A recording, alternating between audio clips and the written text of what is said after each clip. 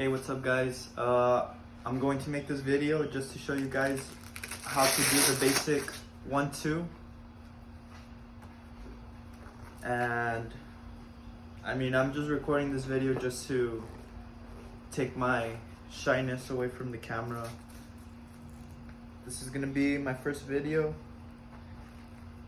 Of course, whenever you want to be punching a bag, you want to use padding just to protect your knuckles and any form of bending your wrist at a point where you could injure it. I'm just gonna show a basic tutorial so I don't have to be punching the bag hard. So what I'm going to show you is the regular 1-2 punch. So what you want to do is always have your hands up. Whenever you have an opponent in front of you, you always want to be walking around, always on your feet. Right now I'm wearing Crocs. Bad way to start learning how to box, but you always want to be on your feet. You always want to be light on your feet and always have your hands up. You always want to protect this side, which is considered one of your most vulnerable side, which contains the liver. One punch there and it will automatically put you down. So you always want to protect this side. You always want to protect it while you're trying to protect your face, always go up and down. You don't always have to necessarily have it down here, because if you have your arm super low, then somebody could just throw an overhand and just hit you on the top of your head, which is not as good either.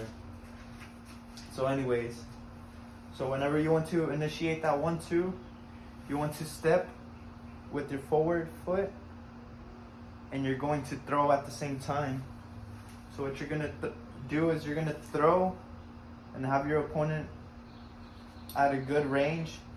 So when you're going to punch, you have the person's head right in front of you.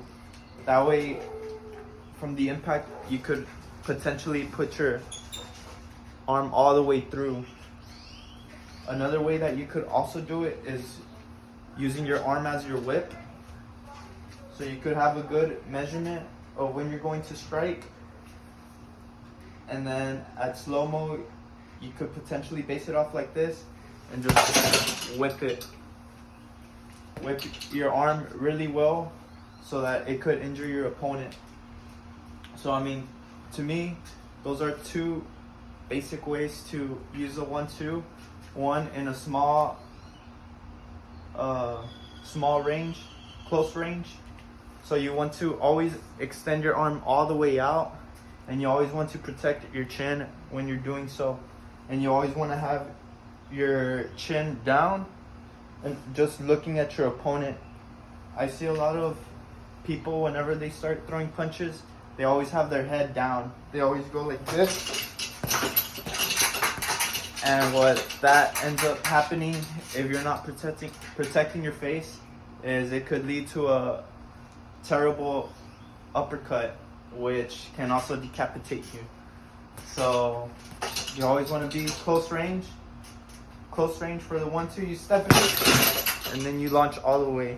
You always want to have your feet balanced, your legs at least shoulder range, and you also want to move your hips into the punch, because your punch is always going to start from your legs up. So whenever you step, that's your first movement, and then you want to twist your hips, so then that becomes a powerful punch. An example that I could think about, which isn't really boxing in a way, but for Fantastic Four in the Silver Surfer, all the power comes from the board itself. So, from where you're standing, the base, that could be your startup to a perfect punch. If you're on a slippery surface, you're gonna slip. Once you step to make that punch, you could slip and fall, or you just don't have the right balance to throw that punch. And the second way that I showed you is same technique. You're just at a longer range, but you're gonna whip.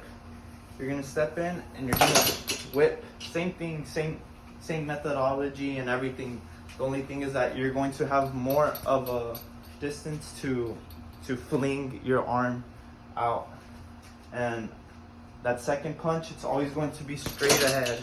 Always straight ahead for that 1-2. You always want to practice it. I would recommend watching videos and trying out videos that show you a lot of basics with doing this methodology, and other ways, not just boxing.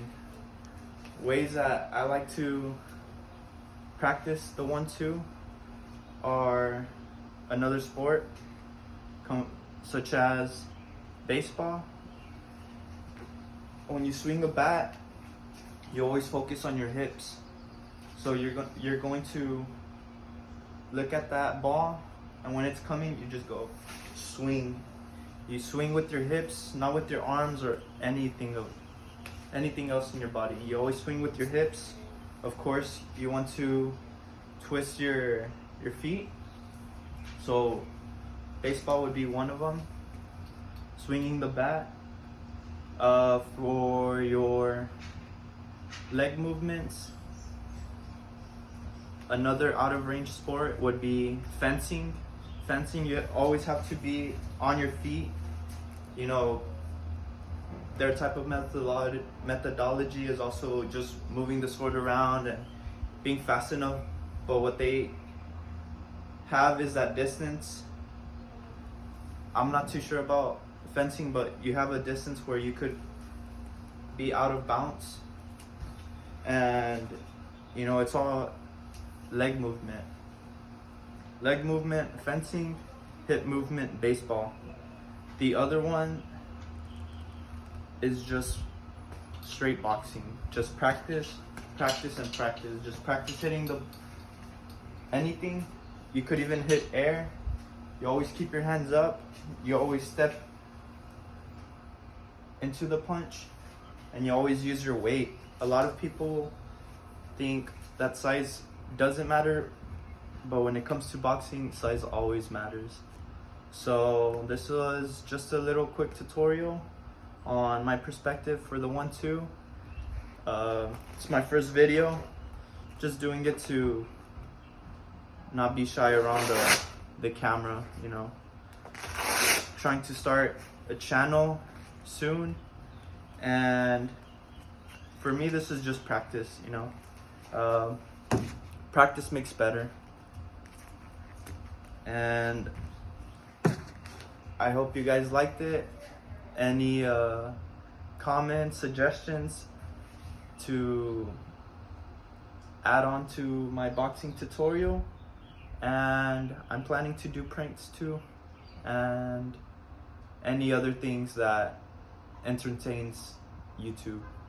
Well, thank you guys. My name is Luis, by the way. I appreciate it.